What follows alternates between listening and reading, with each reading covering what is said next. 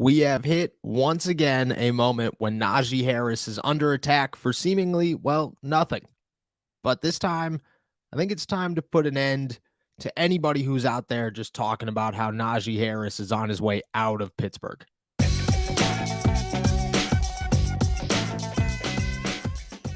What's going on, everybody? I'm Noah Strackmine. Thank you for jumping on to Steelers to Go, your daily to-go cup of Pittsburgh Steelers news and analysis. Find us on youtube.com/All Steelers Talk and subscribe anywhere you get your podcasts. And today we're talking about Najee Harris, a tweet from a well-respected Steelers radio voice that I won't mention the name of.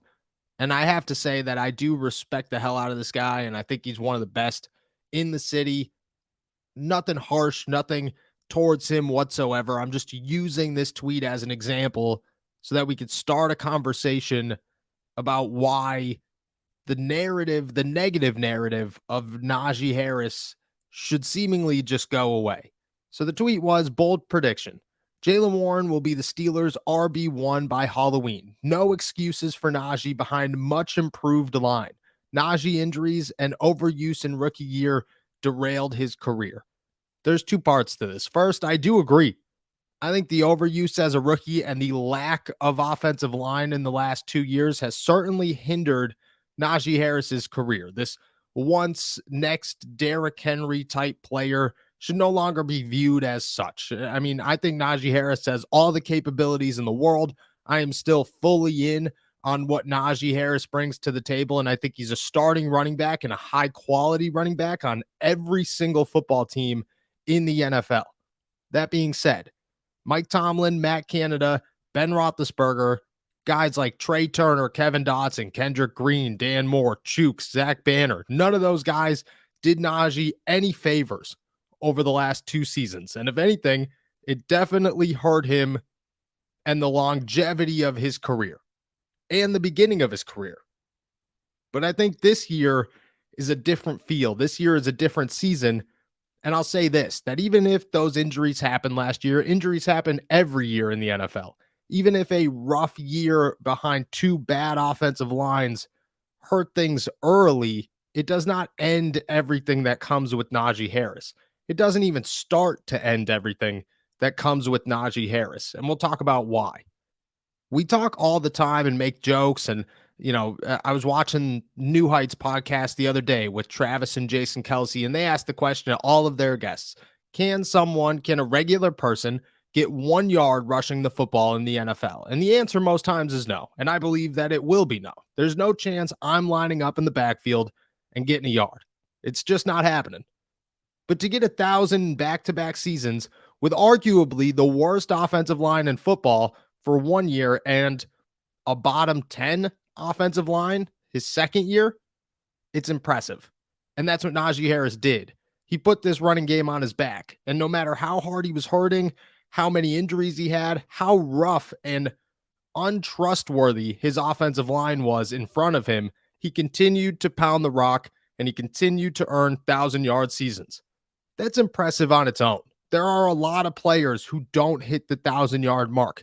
The big names last year were Alvin Kamara and Austin Eckler. Both of them dealt with injuries and bad offenses, but they got excuses. Najee Harris seemingly doesn't, and I understand why. There's an impressive running back behind him in Jaylen Warren, and he's a first-round running back who arguably shouldn't have been a first-round running back because no one in today's NFL can be argued into the first round. As a running back, more likely than not, you will be argued out of the first round. So in the eyes of many, the Steelers reached on a running back, and here they are paying the consequences of it. I disagree. Do I think that Najee Harris should have been a first-round running back? That's a whole other conversation. Do I think that Najee Harris deserves the criticism that he gets and the very low bar that is set for him in 2023? Not a chance. Najee Harris is walking into this season with a huge upgrade. Last year, the injuries were real. And if we're going to make excuses for guys left and right about foot injuries and how bad Liz Frank sprains are and how it could derail somebody's career and all these bad negative notions that come with small foot injuries that turn into big problems, You have to look at Najee and say, well, he's a trooper for pushing through this, playing with not one, but two of them.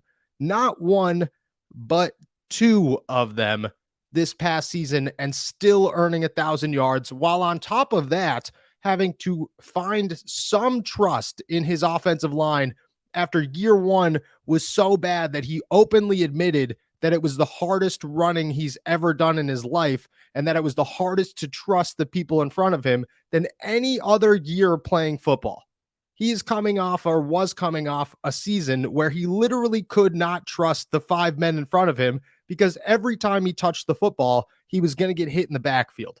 Every single time. He had to make nothing or something out of nothing every single time he touched that football. Coming into 2022, he had to learn to trust the guys in front of him.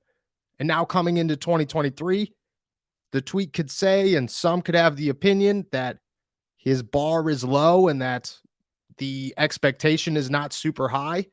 In my opinion, the expectation is huge. For the first time in Najee Harris's NFL career, the Pittsburgh Steelers get to see what this guy can do behind a true offensive line. They walk into the season with a franchise left tackle. I get he's a rookie, but he's a franchise left tackle, and he's a huge upgrade over anybody else that you'd put there. A left guard that just went on a Super Bowl run as part of the best offensive line in football. A center that's coming into year two, and if he's the fifth best option on your offensive line, if he is the worst piece of your starting offensive line, you're feeling really good about Mason Cole. James Daniels, who's another building block to the long-term success of this group, and Chuks Okorafor, who has proven himself as the right tackle for the Pittsburgh Steelers the last 2 seasons. This is the first time Najee Harris has an actual offensive line in front of him in the NFL. On top of that, he now has a quarterback for the first time, and I get it. What Ben did his last season was Ben, and you can't take anything away from that, and he opened up the offense, and he opened up the run game. I get it. Last year, the Steelers didn't really have a quarterback. They had an offense. It wasn't great. It wasn't even necessarily good. But Najee Harris was the focal point of any defense. It was, if we could shut down Najee Harris and we put the ball in Mitch Trubisky or Kenny Pickett's hands, chances are we're going to win this game. It didn't work out 9 times for other teams. I get that. Good for the Steelers.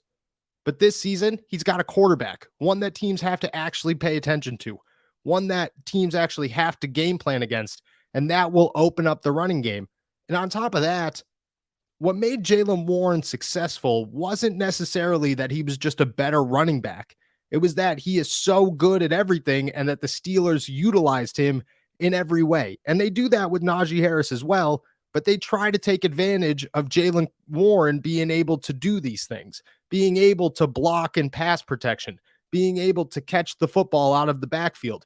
Najee Harris does all these things very well also, but the Steelers see that they don't have to put him and put that wear and tear on the body if Jaylen Warren could go out and do the extras. And that opens up the running game when Jaylen Warren actually does touch the football. I feel like it's rather simple. And at this point, I feel like a lot of us are sitting here going, yeah, I knew all this. And my argument's the same thing. And Najee Harris is a building part of this offense. He's a block. He is what the Steelers want in the backfield. He is a Pittsburgh Steelers type of running back who's had a very, very bad 2 years in the NFL, who has turned both of them into successful seasons. If the 1,000-yard mark is success, Najee Harris has done it 2 times. If 5+ touchdowns is success for a running back, Najee Harris has done that 2 times in 2 years. If staying healthy and being available to your team, even when you have to overcome pain, is part of being a successful running back in the NFL, Najee Harris has done that 2 times. He's a very valuable piece. He's a starting quality running back in the NFL. And not everybody agrees, and not everybody's going to agree. But for those of you who aren't just looking to hate somebody because he's a running back and he had a bad year and you're not willing to look at all the circumstances around him, Najee Harris is totally fine. And he's pretty low on the list of people that we should be complaining about when it comes to the Pittsburgh Steelers, especially the offensive side of the football. The Steelers have a few pieces that they could continue to put the puzzle around. Najee Harris, for the short term, is one of them. And you have to continue to build around that. And they're going to. And that's not going to change anytime soon. But Najee's going to continue to get some hate. It's really just everybody else's job to say, hey, look, it doesn't make any sense for you to hate on this guy. He has had literally zero leeway in 2 years with the worst offensive line in football, the worst offensive coordinator in football, and a 38-year-old quarterback turned to two not starting quality quarterbacks. For one, the guy deserves a break. And for two, the guy deserves an opportunity to showcase what he can do in an offense with an actual offensive line that helps him and a quarterback who takes attention away from him. And this, in 2023, 3 years into his career, is the first time he'll actually have that.